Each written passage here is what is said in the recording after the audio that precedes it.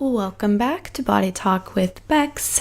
This week I get to interview Paul Kerensa. He is a stand-up comedian and freelance writer on lots of different BBC shows.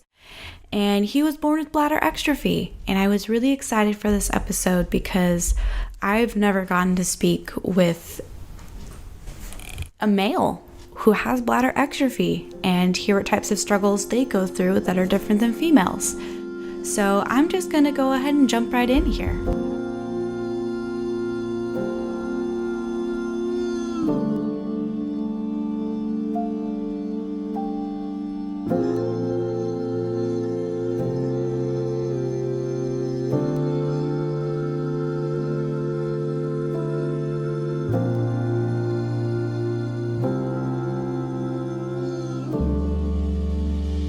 Very good. There we go. Okay. So I've been really looking forward to talking to you for a couple of reasons. One is that I haven't yet heard from a male perspective for bladder exstrophy.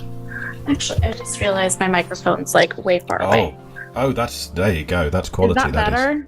That's great. That Okay. sounds like you're there. Great. Sorry about that. That's fine.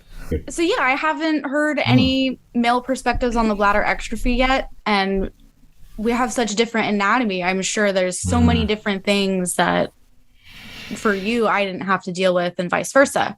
And then secondly, I am really interested also in hearing, just because the experience in different countries, just, different treatment plans. And, I was talking to the girl in Scotland and hers was so different from what we were doing here, just in terms of like availability, even of, pharmaceuticals and things like that. So yeah, of course. Yeah.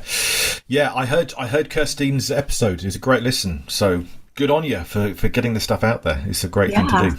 Yeah, it was really great chatting with her. I liked chatting with her a lot. Yeah, so those are my two main reasons why I was really excited to talk to you. And then I've noticed a lot of parents of bladder exstrophy patients kind of around my age don't know that their kid is going to have bladder exstrophy. Was it the same for yours? Yeah, so with my my parents, I was born in the late 1970s. My parents didn't have a clue this was going to happen, surprise. And out I came, I guess, essentially clutching my bladder, which is not ideal. And I was born in Cornwall in the UK, which is like the far southwest end, which is quite rural. So it's all sort of farmland and, very narrow country lanes and things. So I was sort of taken straight up to London in I think it was in an ambulance for a 6-hour drive or something to where they thought someone could help properly. But yeah, it was a surprise back then. And I guess for many people, it still is, certainly. Wow. So they didn't have any idea at all that anything would be wrong, because sometimes they know like something's not quite, they're not sure what it is, but something's not going to be right. Yeah, as far as I'm aware, I mean, it's funny because my parents, I've got a good relationship with them. We talk a lot, a couple of times a week, but they don't generally like to talk much about all of this stuff. And I think it's something that they probably, still are. They don't like to look back, I think, in too many ways. And I know that they went through a lot, and they're very laughy and jokey, my parents, But I know and I notice that whenever we sort of go talk about these sort of days, because I had, I think, a good couple of 100 operations before the age of 5. I had times I was in hospital for a couple of months on end up at Great Ormond Street Hospital in London. For that time we were living not in Cornwall anymore, but just outside London, but maybe a couple of hours from London. So I was missing school, and they would take it in shifts to come and stay with me in the ward and all that sort of thing. So it was a big ask, your parents, so they'll do these things, but it must have had a huge impact on them. But we haven't, we don't talk about it loads, because I just know that it's something they went through at the time, and I kind of always feel like they're the ones who kind of suffered, I think, because I have few memories of it, and generally my memories of hospital back then are mostly kind of fun. I still have moments of realizing that times that particularly weren't fun, or in for a long time away from school, away from friends, but I made friends in hospital. So You know, you as a child, as a young child especially, you make do, you know, and actually I kind of feel like they are the ones who really went through it rather than me in that sense. Yeah, I mean, I can't even imagine watching your kid go through something like that, and you just, you want to make it better for them. It's a lot to process. Yeah, and especially because, like, you know, nowadays we have Facebook and the internet and things like that. The world shrinks. You have communities. You could get a bit more help and support. But yeah, back then they didn't have any way of accessing much information apart from really those overheard conversations of other people they would meet on the wards. So I know they made friends with 2 or 3 other families who I guess were there. I don't know whether my ward was particularly a ward for bladder exstrophy people, or just in time you start to pick up on who else has the same sort of problem, same situation, same condition. But I do know 2 or 3 people who were about the same age as me, and we grew up together in that sense, just in and out of hospital. But it was that weird thing. I know the community of us at the start when we were in a lot, and they sort of fixed us to whatever degree that is. And then as we became older children and things and teens and stuff, I think, you know, my mum kept in touch with a couple of other mums and things, but it drifts off and you have your own lives, you know, and it goes on from there. So I do feel like the hospital era for me was very early on. I go back now every year for checkups and things, but mostly it's one day, it's in, it's out again. And apart from, I self-catheterize on a daily basis. Well, not just daily, you know, several times a day. It'd be odd if I just did it once a day and that was it. But apart from that, that's really how it affects my life now. But I'm married, I've got 2 kids, and I go about my daily business. Apart from having to plan toilets out and about, that's generally how it affects my life. But yeah, the hospital days feel like it's long and distant ago now. Yeah. Well, do you want to just take us through chronologically what you can remember? I suppose, I should have this written down, shouldn't I? Because I can remember very little. But I'm 43 now. I hesitate because I never remember. I think I'm 43. I've reached that point. I never quite know. I'm early 40s. You stop counting at a certain point. Yeah, don't. Exactly. 21 again, you know. But so I was born, like I say, in Cornwall, 1979. And I had a cholecystoplasty when I was 5. And I had various long word-based conditions before that, bilateral inguinal hernias and things that make sense to other people that don't make full sense to me. So it was all of those sorts of things, early days, you know. But I was in and out of hospital quite a lot. I think I had a couple of 100 operations back then. And then really it was just about school and dealing with that in school. My bladder was born, you know, it's exstrophy, Greek, is it, or Latin trophy? I think it's Greek, isn't it? Out of body experience. We think of the soul and things like that as out of body, but the bladder, much less glamorous. But it was born on the outside, and I had an indwelling catheter for I think the first 8 years of my life, something like that. Changed every month, I guess, by my mum. And then when I was about 8, I remember she sat me down and she said, by the way, that's now going and you're going to now self-catheterize now and you need to learn how to self-catheterize. And I thought, what? No. You should resist, you know, largely just because change, you know, the change is not a nice thing. And I had to, you have to move forward, didn't you? So I had to learn how to self-catheterize. And then it was then the challenges became more about school and how you walk around with a bag, you know, it's like a small little, I think I borrowed my dad's shaver bag, which invites more questions than it answers, really. Suddenly you've got to explain to your school friends, or say friends, school bullies, enemies, why you have this bag with you, you know. And it was just a case of doing that, getting through. You know, I wasn't particularly sporty, but I think I kind of used my bladder exstrophy to get out of sport. You know, I think after a while I realised the teachers didn't like to ask questions about this icky bladder-based thing. So I realised I could just get off games and sport for my entire school career. So, you know, you got to learn to work with these conditions, haven't you? Make it work for you. So that was that, and then teenage life and 20s, I suppose, early 20s, then it's about, well, I suppose, no, actually, first of all, it's about social life. Then it's about either going away, I don't know, camping and stuff like that, or then pubs and socialising and parties and how that works, and like alcohol, and realised, like, you know, how do I catheterise when I'm also trying to have a social life? And all those little tips, like, you know, you'd go to the loo, you go to the toilet, and I take a bit longer than my friends. And after a while, you realise this is when they start to notice that you take a while longer. And I'd come back from the toilet in a pub, always on my phone, as if I've just had a phone call, and people didn't ask questions. And then over a while, friends go, "You always get phone calls when you go to the gents' toilet. What's that all about?" So it's all that stuff. And then it's sort of dating and working out how to address that, and when to talk about your bladder problems. Our first date is weird, but then like if you leave it to the fifth date, that's also weird. So I found second, third date is kind of the sweet spot for that. It's all that sort of tricky. And then after the dating thing for a decade or more, I met my wife, and she was a nurse. I didn't meet her through her being my nurse, but it just meant that she didn't find the stuff icky, and that was great. Just finding someone, because I had girlfriends who did find it icky, and you think, oh, okay, it's going to be tricky it's tricky if it's icky. But meeting, my wife was great because she just understood it. Even if she didn't fully understand it, she was interested enough in it to get it and didn't dismiss it. Didn't dismiss life and a relationship and things because of it. And then it became about kids, and can we have kids? Because that's a big question, of course, for many people. And we looked into IVF and ICSI and all of these medical things, because I was always told it would be tricky to have kids. And at the time as well, it depends how advanced you want to get down this road, but we're talking around the issue for a start anyway. I always found it rather tricky to produce much that was enabling one to have children, put it that way.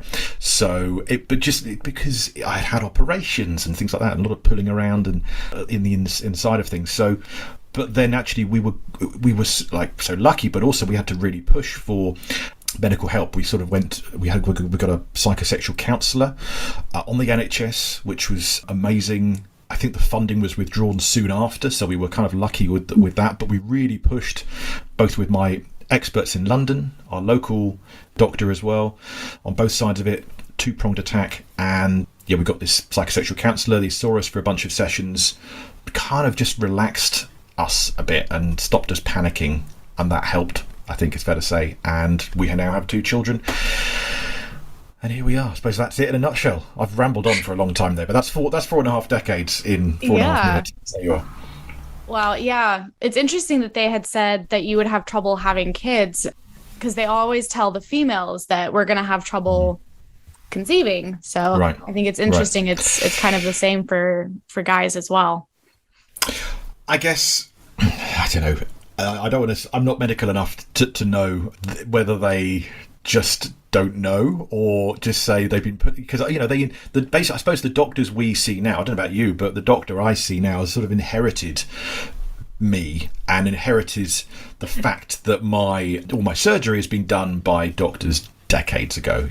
So, and I guess we're all individual cases, and there's not like a one-size-fits-all answer, I suppose, to a lot of these things. So I wouldn't be surprised if doctors that we speak to now look at our files and go, well, it's going to be tricky because we don't know enough about what's happened here. But I suppose I'm sure. I'm not medical. There's probably medical people listening to this going, no, that's completely not the case. They can look at your notes, they can realise these things and work out exactly what can or can't be done. But I do know that people with exstrophy have had kids, and I know people who haven't had kids and haven't been able to have kids. I know men who've had a lot of issues in sex and things like that to try and, or just relationships, so there are a lot of hurdles basically, and some hurdles you can get over quite easily, some are a lot bigger and trickier. And whether it's social, physical, physiological, medical, urological, I don't know. It's we're all different in that sense, and good luck to all of us. But I think it's all, there's hope in all those areas, I think. And I would always say, keep pushing away. If you want that family or that relationship or that solution to, I don't know, continence, whatever, sometimes you've got to keep pushing with different doctors and knock on a few doors and ask for help and reach out and find these communities on Facebook and things like that. And podcasts like this are good on you for talking about this stuff. Thank you. Yeah, I think maybe it's one of those things where maybe there's just not enough research out there on that specific element of bladder exstrophy. And I think a lot of the research is really focused on how to handle when they're a kid and when they're first born. And there's not a whole lot of research that I've seen on the later years. So. 100% agree with that. I certainly found that when I was a child, and then like I don't know what when adolescence kicks in, but when I was I was suddenly under an adolescent doctor, and I always felt that those checkups were about the bladder and about, is that working? Do we need to change anything there? Are there any leaks, gaps, infections, those things? Which, you know, they were enough challenges there. I've had infections galore. I've had peritonitis twice. I've had a couple of times when it was kind of touch and go on the operating table. And, you know, some pretty severe mortal threats in that sense. But once you fix that, I think that does have to be the primary sort of stuff. But then, the next level then has to be dealt with. And I think they're getting better at that, I think. I've spoken and met with some great clinical, you know, nurse specialists and things like that. I think they're getting better. But, yeah, I think you're right. It's certainly not their primary motive to make sure we can all sort of function as, you know, social, marital, sexual beings, whatever it might be. They just want to, you know, there's a lot more focus, perhaps right, I suppose, on making sure that we live and our organs work. But yeah, it's tricky. I mean, that's pretty important too. Yeah. Can we have it all? Is that too much to ask for the lot? Is that too much to ask? I know. Yeah. Yeah. Well, do you mind kind of talking to us about all of the medical things when you were a kid? Yeah. So, what do you want to know? See what I can remember. All of it, whatever you can remember. All of it. I'm trying. Do you know what? As we speak, I'm trying to find. I've got a PowerPoint thing I did for a medical presentation, and I was trying to find it, and I can't find it. I've got it on my computer somewhere. Basically, my medical CV, my medical backstory, which is beyond my mind, you know, and it's that odd thing of reaching back into the dim and distant past and trying to remember things that I was told that hadn't happened. Right, I found a list. I've got a list. Here we go. Right. So, if this means anything to anybody, I don't know. 3 months, I had bladder closure, repair of these bilateral inguinal hernias, which sounds important. 18 months, repair of epispadias. 4 years, bilateral osteotomies of the pelvis. Oh, I think that's when I was in for the. I had my legs up on the you know, in plaster basically for 6 weeks. Couldn't move out of bed for 6 weeks. Wow. That was the big one. And I was on a TV show. I've got the video clip here. I was on a TV show for the BBC when they were doing a day in the life of Great Ormond Street Hospital, and that's when they filmed that. So it's me in like 1983, I guess, doing my schoolwork in hospital, and yeah, just kind of there for a couple of months. That was my time there for a while, you know. And wow. Yeah, and then but 5 years, age of 5 years, I had cholecystoplasty, fixing the bladder, patching it all up with bits of my bowel were sort of attached. I sometimes say that it was because it's a bladder I wasn't born with technically, but it is now my bladder. I call it my step bladder, so that kind of works. But that was the main stuff, and then started catheterising at the age of 8.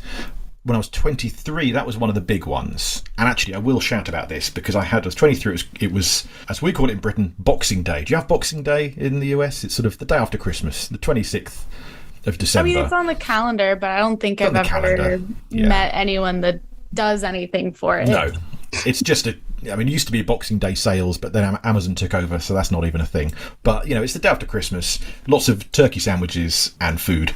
And my parents went out to a neighbour's lunch thing. I was just feeling a bit like, I think I've had too much turkey. I'm going to stay here. And then while they were out, so I was 23, I was at home alone. And by the time they got back, I was writhing on the floor. Never known agony like it. Turns out it was a rupture in the bladder. It was peritonitis. So basically the stuff in the bladder, the urine, was mixing with the stuff out the bladder, blood, and that's not a good mix. So, oh my gosh. Went to hospital, they patched it up, and thankfully in time. But I do know of this happening. It's a threatening thing, you know. And if I'd left it half a day or a day, they probably wouldn't have. You know, I probably wouldn't be here now. So it was a pretty massive thing. So I'd chat about that because people who have bladder repair, I presume that the technology is always getting better and better, and that it's more reliable than it ever was. But I guess it's a wear and tear thing, and if a man-made fix like that is going to have, you know, potentially after a while, you know, I was always told, be careful playing extreme sports and rugby and things like that. If you get a kick to the belly, basically, you know, it's delicate, you know, and I can see that then because that I had that rupture there, and it doesn't mean that, you know, you instantly got a massive problem, but just be aware. And ever since then, if I get a pain or whatever, I've got to listen to my body and realise that sometimes I've got to go to the doctors. Most of the time it's a twinge and it's a UTI, just an infection or something, which is still nasty, or, cystitis or whatever. But I just need to listen for my body and not just ride through it, take some painkillers and go to bed and think it'd be fine. Just work out when it's serious, and then act on it, I guess, is my tricky lesson from that. But yeah. Oof. That's scary. So that's that, really. Yeah, it is. It's scary, but I would say the hope I kind of try and give with it is I try and be positive where possible. So I only want to scare in a good way, saying, look, just listen to these things if these things happen. And maybe that was a one-off and a rarity. I don't know, but I just think, we have it's also, there's always that balance as well, I guess. And I've met people with exstrophy who want to forget all about it, and they go, I just want to live my life. I don't want to be defined by my condition. I want to go on and do my thing. I want to ignore it completely, and I fully respect that. Then I know other people who dwell on it a lot, and every day of their life they're thinking about it and they are defined by it. And I suppose I try and pick a bit of a middle path where I don't want to be held back by it, but I also make sure I want to just listen out for those twinges and aches and pains and things. Although now I'm in my 40s, aches and pains and twinges, my knees are going, what can I tell you? That's just age, but there you are. Yeah. So now it's defining what is just aging pains versus... Exactly. I know the bladder pains now. That's all right. I know that one now. There you are. I think we learned to detect those at a pretty early age. Yeah, I think so. Yeah. I mean, most of my general life now in terms of the bladder stuff it's just about the catheters and things like that. And I've sort of... the way they adapt and change, you get these new ones now in little bags and things, which feels more hygienic. I used to get a lot more UTIs and problems like that. So yeah, I used to have all these little fixes. Like I had a belt, which I'm still wearing now actually, with a zip in it, and it's a money belt, so you can store money in it, but actually if you get the right ones, it's the perfect size for a catheter. So that was great to be able to walk around always knowing around my waist I have an emergency catheter. So that's awesome. That's really things cool. like that. It's nice. Like your little secret pouch for all your stuff. Yeah, exactly. And actually this one, because I now use the little sort of ones in little bags that are sealed and more hygienic, the one in my belt I've actually not used for years now. In fact, I should probably get rid of it because it's probably long past its use by date. But it's always been nice, little comfort blanket to just know it's there, so just in case. Nice. Yeah. How did they used to arrive then, if they weren't in little individual packages? Well, I used to have, in fact, still got some I do use here, just long. They're kind of in a pouch, yeah, but it'd be a long one, a centimetre and an inch or so wide and 20 inches long or something, and that would fit in the belt fine. But the new ones I get now they're all little. I'll show you one here.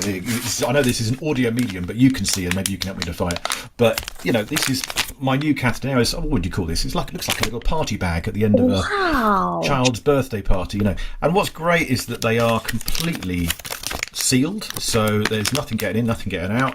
You open it up and it's all in a little protective sheath, and therefore my fingers are not touching anything that's going in me, which is a good philosophy in life, I suppose. Wow, that's really cool. I think we used to get the ones that were really long as well then.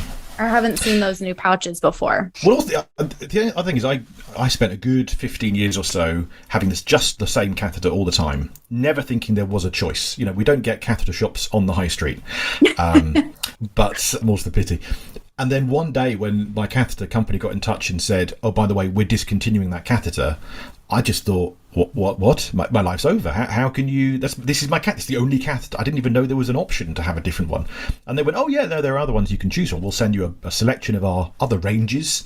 I'm like, you have other ranges? I had no idea.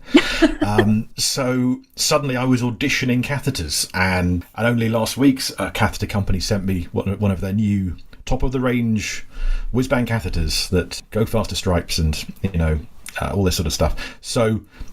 it's worth knowing there are other options out there. Whether or not you have access to it, of course, depends on your healthcare system and all of these other factors. But they are out there somewhere, these options and choices and things.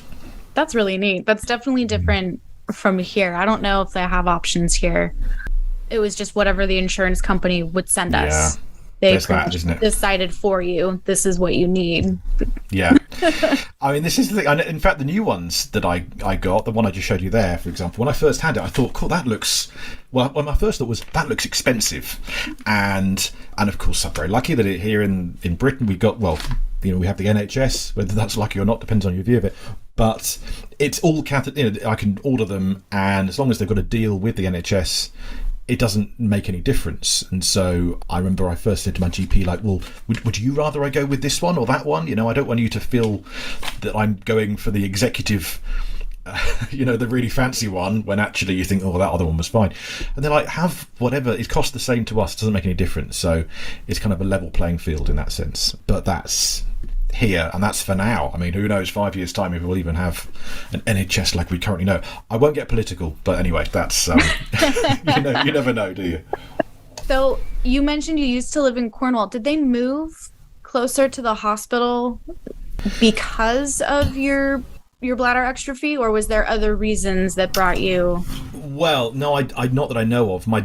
My dad's work moved, but I do think there was an underlying factor. Like, they were having to drive 6 hours to the hospital, and especially, now I have it once a year, but back then it was a lot more regular. It's a few times a year. My dad was from South London, so I know when we used to live in Cornwall, my parents would stay at my grandparents' house in London and things like that, just to kind of make it all work. But then my brother, he's 4 years younger than me. I'm well aware there's issues there in terms of him feeling like the forgotten sibling, and that still is, that rumbles on to this day. I think that I have sibling guilt that he was sort of left alone down in Cornwall not alone, but with his Cornish grandparents, while my parents took me up to London to stay with my London-based grandparents. So it was a case of hopping around the country, I think, until we all settled really where we are now. I'm in Guildford in Surrey, which is just on the outskirts of London now, or just outside London. So settled here really. And it is handy. We live actually an hour from London, but actually it's a 10-minute walk to our local hospital here. And one of the reasons I like where I currently am is not just for that, but if the kids fall over and have an accident or something, I like hospitals. I like being near a hospital, so that's a good thing to be. You don't have, what is it called, like anxiety around hospitals and doctors? I like them. I think, generally speaking, almost all of them are there to do good things. The ones who aren't, they'll be found out. But no, I've had so many operations. I always feel like whenever I go into hospital for an operation or anaesthetic or anything, I always feel like I have to say, like, don't worry, you don't have to do the whole routine with me about I'm fine, with all this stuff. Probably there's a bit of me still feeling a little bit dodgy about it. But no, I generally am going, this is a positive thing because it's helping us out, which is why, in the pandemic and all that sort of thing, suddenly the hospital not being necessarily a safe place to go to or being overwhelmed was sort of alien to me. That was odd, because that's always the sanctuary, that's the place you can go, and suddenly to find like, oh no, you don't want to come here, that was weird. So that's my hospital philosophy anyway. Yeah, I could see how that would be weird with that change. Was there any difference in availability of your catheter supplies during the pandemic? No, well, I think briefly there was a couple of things like, just order a bit sooner if you need to, that sort of thing. But that was okay. I did actually, I was chatting with someone who works for a catheter company. I won't say which one in case I don't think I'm divulging anything I shouldn't.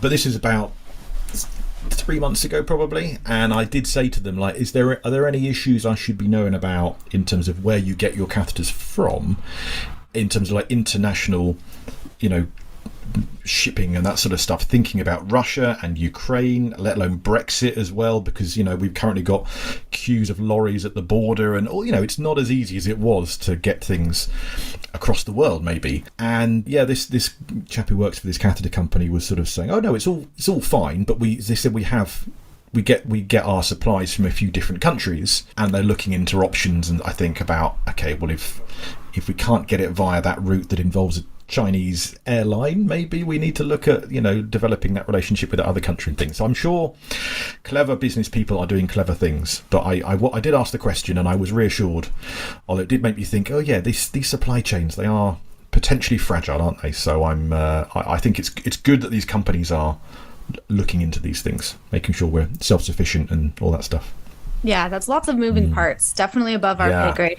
Yeah, exactly. Yeah, we're not here to solve that, thankfully. But we can. But trust, it's okay. You can trust and rely. Just make sure you've got a few. Yeah. Yeah. So you went to a regular school. Yes. Do you homeschool at all, or you just were able to go to regular school all throughout? Yeah, my parents couldn't wait to get rid of me, so no, I was never homeschool was never a thing. It was always regular school, and we had a school nurse and all that sort of thing, which is very helpful to know. So I could go and use the special lavatory that other children couldn't. But of course, then that came with its own issues of like suddenly you're singled out for being the different guy. Why do you get that treatment? All that sort of thing. So there's all that stuff. But I mean, in hindsight, I look back. I was picked on by a few people.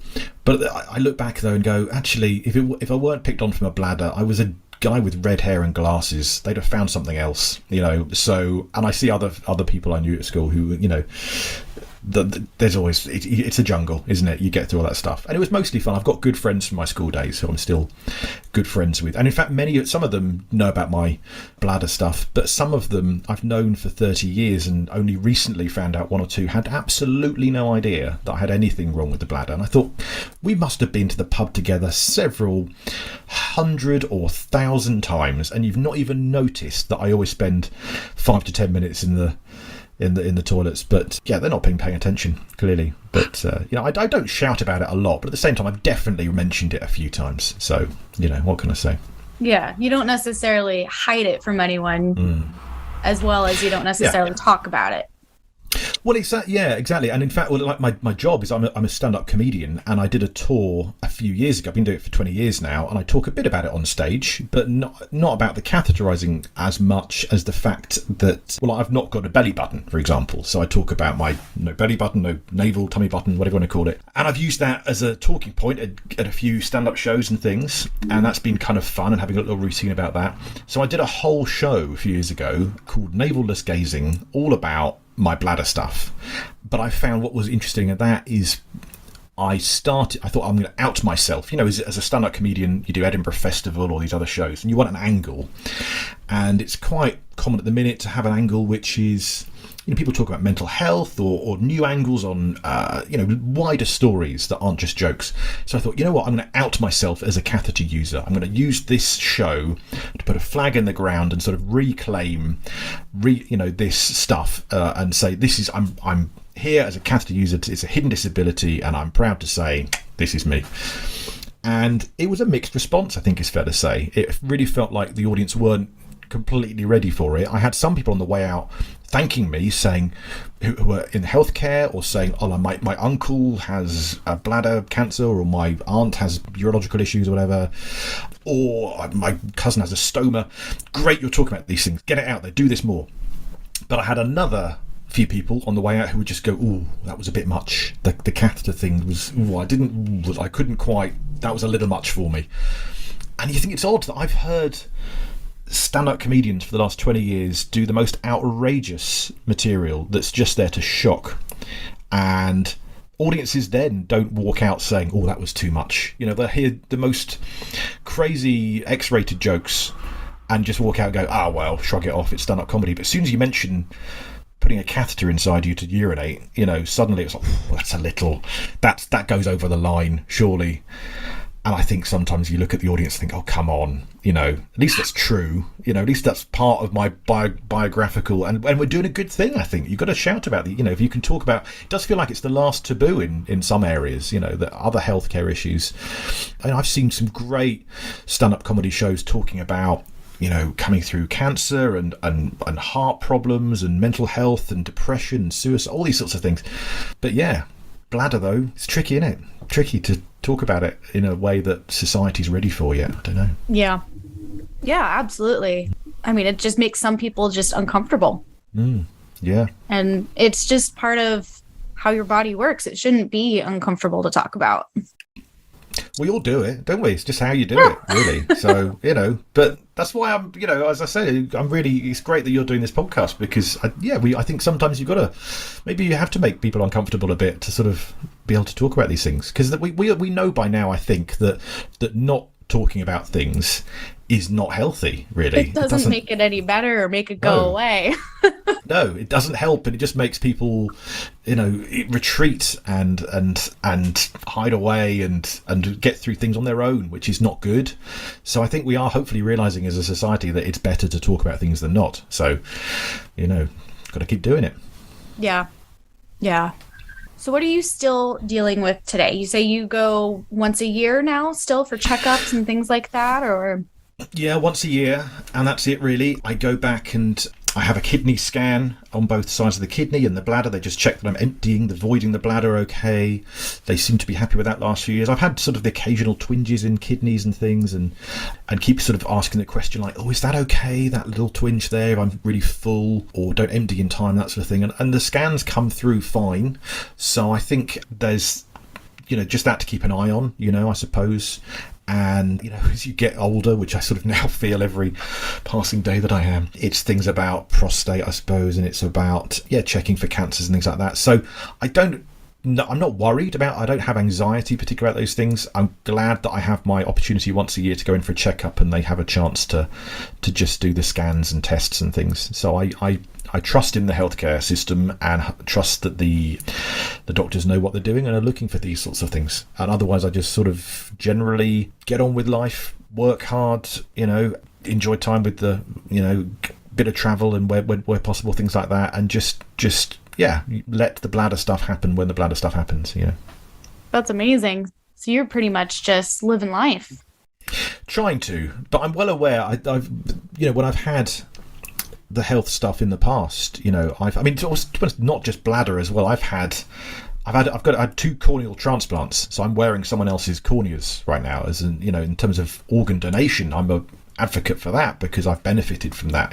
I can see better because of someone's gift of that. So I'm well aware that you're only ever, you don't know what's around the corner, you don't know what the next health thing is. So I'm grateful when things are going great, and I'm ready to deal with stuff when it's not. I suppose that's it. I'm philosophical about it. I'm not sort of coasting along, fingers and ears, going la la la, everything's fine. Aren't I lucky? Isn't it all going well? I am lucky, but I'm well aware that we all have little turns, so we'll cross that bridge when it happens, I suppose. Yeah. It's a nice little balance that you have right now then. Trying. But it feels busy at the minute. I think also because with the stand-up comedy, I lost a lot of my work in the pandemic, and that's starting to come back now. I do a lot of writing as well, a lot of stuff with the BBC, and it's a busy time work-wise. I'm making it busy by grabbing lots of work when I can, because I know it's a freelance issue that suddenly the work goes again. So I'm kind of a busy freelancer there.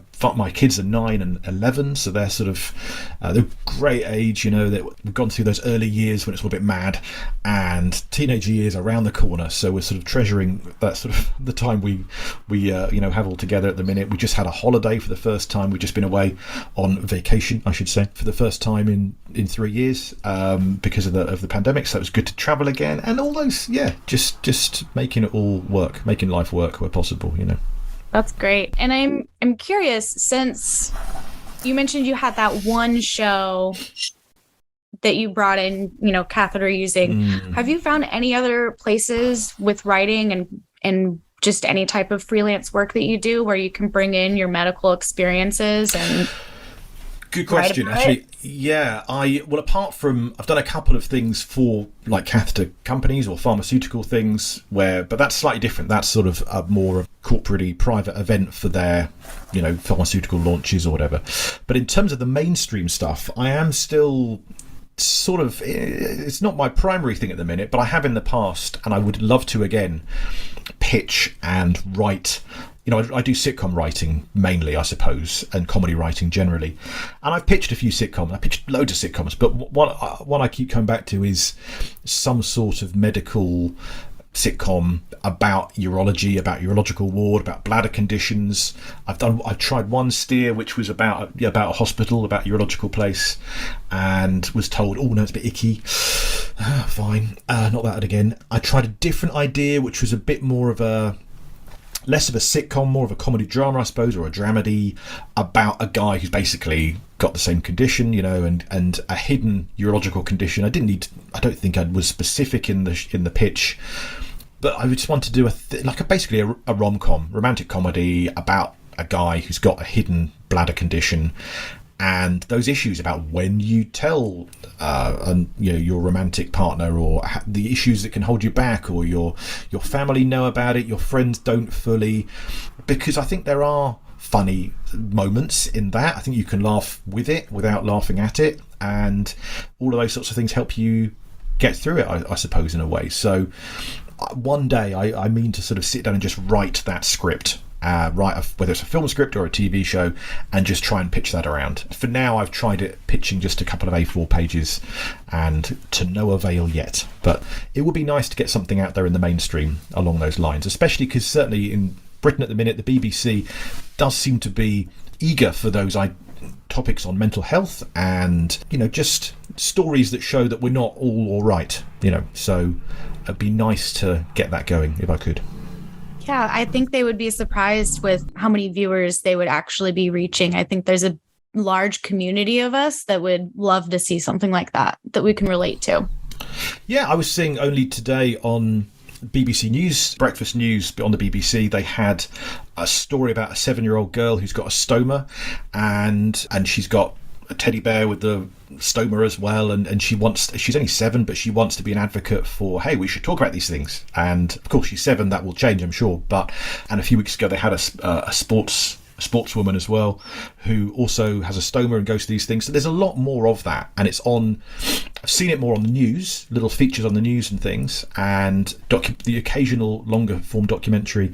I've not seen it yet in a sort of entertainment capacity, in a drama or a comedy. I think the nearest I remember, the only one I can remember was, have you seen The Green Mile, the Tom Hanks Stephen King film? Because in that, Tom Hanks has a bladder condition, I think, not an ongoing one, not a congenital one or a lifelong thing, but I think he has cystitis or something, and then he's healed by the prisoner who puts his hands near him, and suddenly his bladder clears up.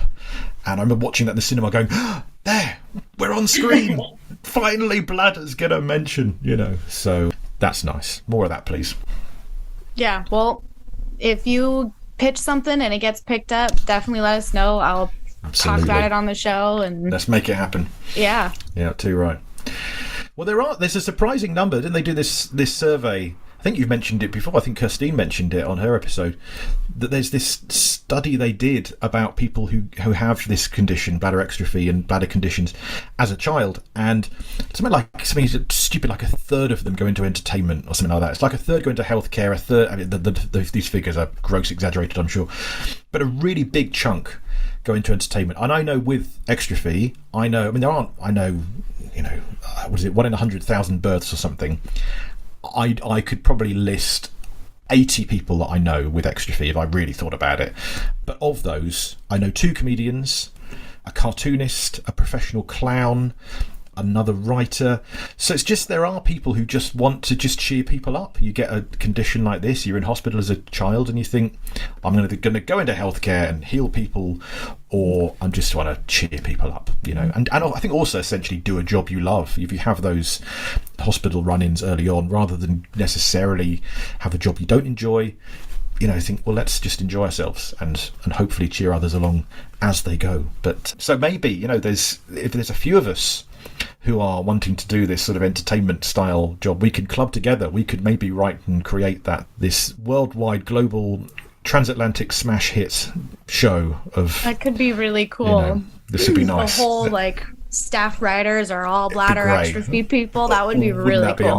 Wouldn't that be amazing? Yes, definitely. I'm all for it. Well, I think that was mostly it for all of my questions. Do you have anything else that you want to add, or any fun stories you want to share or anything? I had nothing else. It's funny, I had nothing else to add, but since you had fun stories, I'm thinking fun stories. Well, there is one that I was thinking about. Basically, I as I've gone on, I've become less. As a child, as a young adult, I was worried all the time about, what will people think? I suppose partly maybe it's having kids. Once you walk around a supermarket with baby sick on your shoulder. I no longer care anymore, And in fact, I want now to be found out. I leave catheters on tables. Like, I hope this starts a conversation, I remember going to an airport once and seeing in the bin of the gents' toilet, there was a catheter just left there in the bin. I thought, brilliant, someone who's just been in here is a catheter user. There's more of us out there. Wonderful. But that said, I worked on a TV show, and I don't think I've talked about this publicly, so I don't know if I should, but we're here now. I worked on Top Gear, the motor show, and I only worked on one series of it. It was when the regular hosts left, because Jeremy Clarkson, the regular host, punched a producer because he didn't get a steak dinner. And that's all a true story. That's in the papers. Everyone can read that bit. But I knew one of the new hosts, Chris Evans. I knew him from radio, and he said, do you want to come and write for Top Gear? So I went, yeah, of course I do. I'm not a mad car person, but I wanted the work, and it's a massive BBC show. So I got to work with Matt LeBlanc, who's Joey and Friends, and he was one of the hosts. And I thought, this is brilliant. But we used to write the episodes, plan the show from Chris Evans's house, and he's a very successful broadcaster. And excuse me, bashing the microphone here. Very successful broadcaster. And very fancy house, and you go and work there, and he'd come straight from his breakfast. He used to have this very big breakfast show, biggest radio show I think in the country at the time. And we'd meet at his house. In fact, I think I had the key even.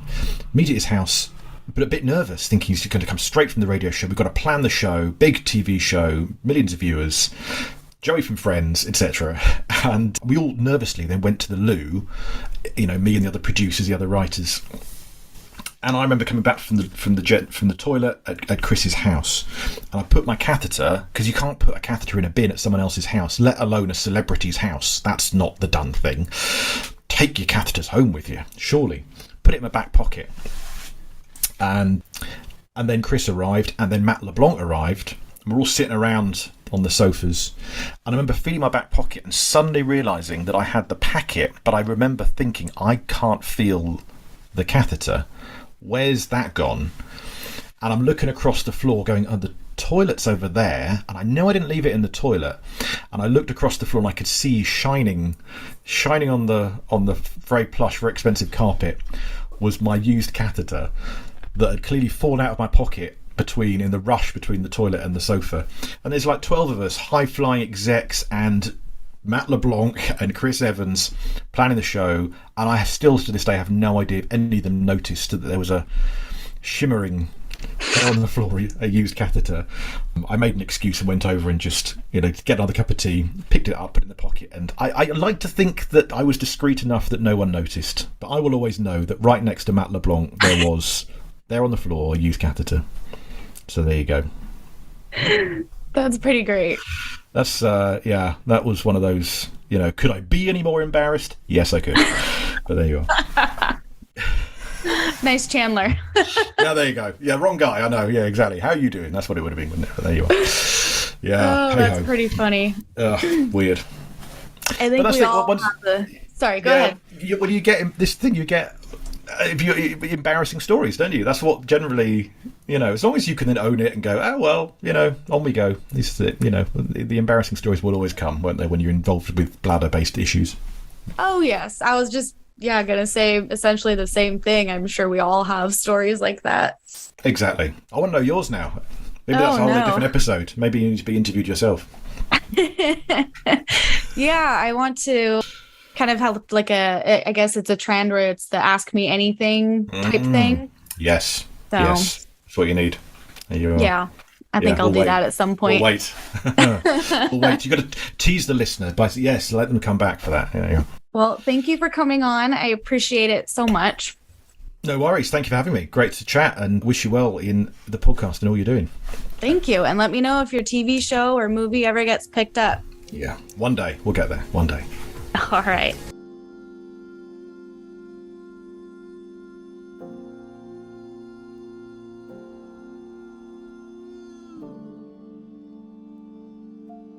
I hope you enjoyed this conversation with Paul. I did want to define one term for you all before the end here. Peritonitis is the inflammation of the peritoneum, which is a silk-like membrane that lines your inner abdominal wall and covers the organs within your abdomen. Now, there are two kinds of peritonitis. There's spontaneous bacterial peritonitis, and then there is secondary peritonitis that can be caused by a rupture of some kind, such as a bladder rupture in Paul's case. Peritonitis does require prompt medical attention, and left untreated, it can lead to several different types of infection and sometimes life-threatening infections throughout the entire body. As always, the sources for this will be linked in the show notes as well. Thanks for listening to this week's episode of Body Talk with Becks. If you enjoyed this episode, please leave me a review on Apple Podcasts or wherever you listen to podcasts at. Also, consider becoming a patron on patreon.com and maybe pick up a sticker to represent the show somewhere. And if you would like to share your story or know someone who would like to, I can be contacted through my website, www.bodytalkwithbecks.com, or on social media. Thanks for listening.